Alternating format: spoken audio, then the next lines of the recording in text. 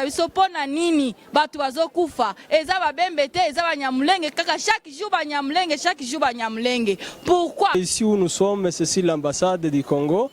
Les femmes congolaises déclarent la discrimination et la tuerie, le pillage, le brûlage de leur maison qui se fait dans leur pays natal, précisément à Minembwe dans les Hautes-Plateaux.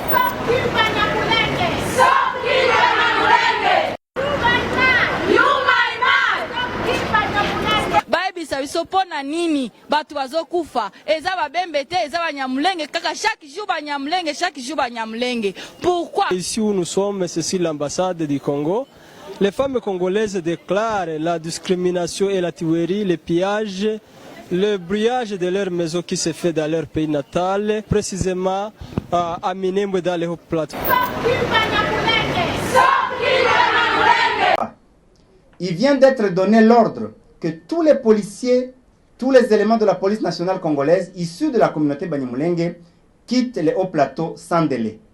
Il est malheureux de constater encore une fois que les unités supposées être composées de militaires non originaires ont en leur sein des éléments issus des communautés voisines, notamment les Babembe, les Bafuliru, les Banyindu, mais aussi ils sont ceux-là qui refusent de se battre et qui suivent les événements en spectateurs. Retenez que ces militaires et ces policiers que l'on fait partir de Minembwe pour leur appartenance ethnique et tous les autres qui servent déjà la nation à travers la République appartenant à la même communauté, leurs villages ont été détruits, leurs propres bétails ont été emportés, leurs parents ont été tués pour les uns, encerclés, traqués pour les autres, par une coalition jadis ennemie de la nation, mais aujourd'hui sanctifiée. Sur ce tableau sombre, il convient d'ajouter ce drame toujours sur le plan militaire. 1. Les informations à notre possession indiquent que la brigade qui devait aller arrêter la guerre à Minembwe dispose de 3 bataillons. Un seul est arrivé à Minembwe. 2 autres se trouveraient toujours, l'un dans la plaine de la Ruzizi et l'autre à Bunia. C'est comme si rien ne presse. Ce bataillon de Bunia, semble-t-il, attend un autre qui viendrait de Kindu pour le relever. 2. Pourtant, le régiment qui était à Minembwe, lui, a été sommé de quitter sans délai et sans relève pour être envoyé à Kalemi, où il n'y a ni guerre, ni une quelconque urgence. 3. Les militaires présents sur le terrain refusent de se battre ni de protéger la population et leurs biens. Ils laissent faire, sauf lorsqu'ils sont attaqués directement. Toutes ces stratégies sont préparées quelque part pour faire aboutir le plan. Et le général Mundos est la partie visible de l'iceberg, vu sa position à la tête de la 33e région militaire.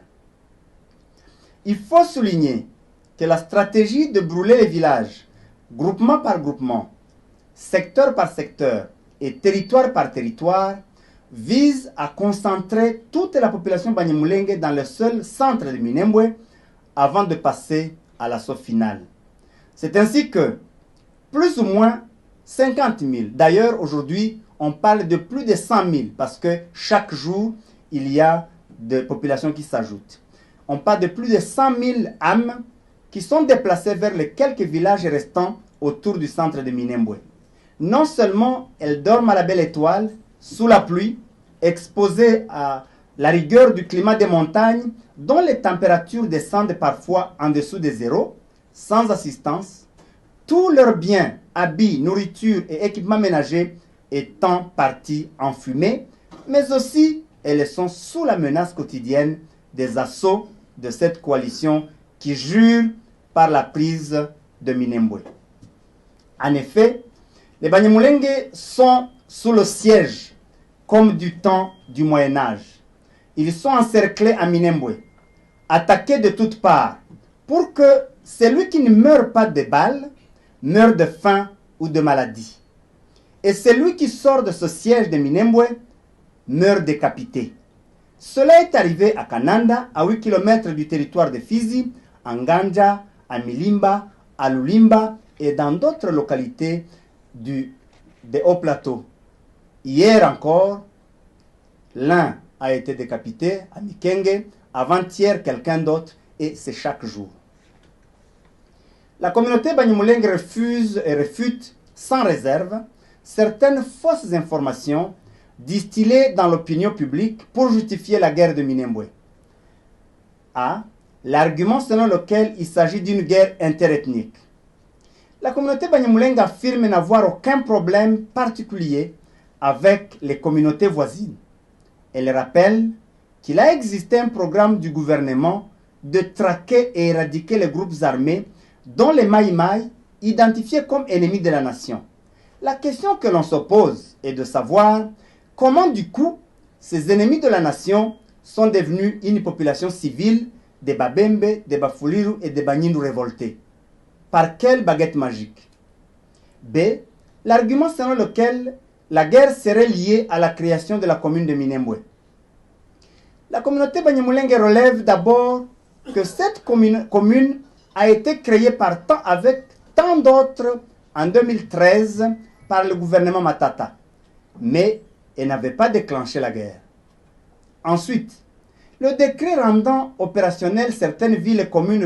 Monsieur Simplice, la première, notre démarche relève du fait que nous,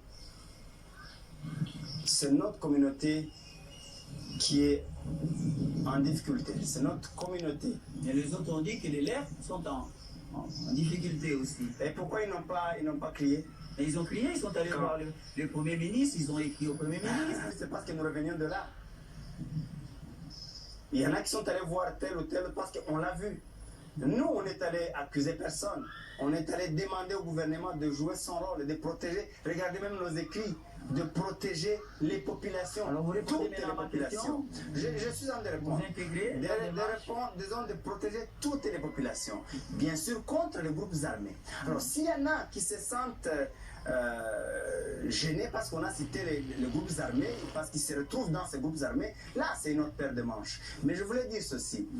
Nous, quand on va demander secours, est-ce qu'on doit harmoniser pour demander secours? Non. C'est celui qui est en danger qui demande secours. Mais une démarche d'ensemble. Attendez d'abord, j'en arrive. Plus payant que non. J'en arrive. La deuxième chose, la démarche du dialogue. Nous avons dit, nous sommes prêts à dialoguer, mais après qu'on ait arrêté ce qui se passe à Minembwe. Quand on va arrêter, nous serons disponibles nuit et jour, où on nous appellera, nous serons là. Donc, c'est intégré. Mais il faut qu'on arrête d'abord. Il faut que le gouvernement fasse son travail. Et nous, on n'accuse personne. On s'adresse au gouvernement. Et je pense que c'est quand même notre droit, non? Donc, votre démarche n'est pas différente de celle des autres notables. Non, c'est parce que c'est pour demander la paix. Ouais. C'est pour demander la sécurité, pour demander la protection. Sur le haut plateau. Et ce sont les trois éléments qui permettront qu'il y ait convivialité, qu'il y ait cohabitation. Mais il faut d'abord arrêter les armes et le reste, tout devient négociable. Mais avec les armes, vous allez négocier comment? Ok. Il y a besoin urgent là-bas. Même l'autorité de l'État. On commence d'ailleurs par l'autorité de l'État. Il faut rétablir l'autorité de l'État.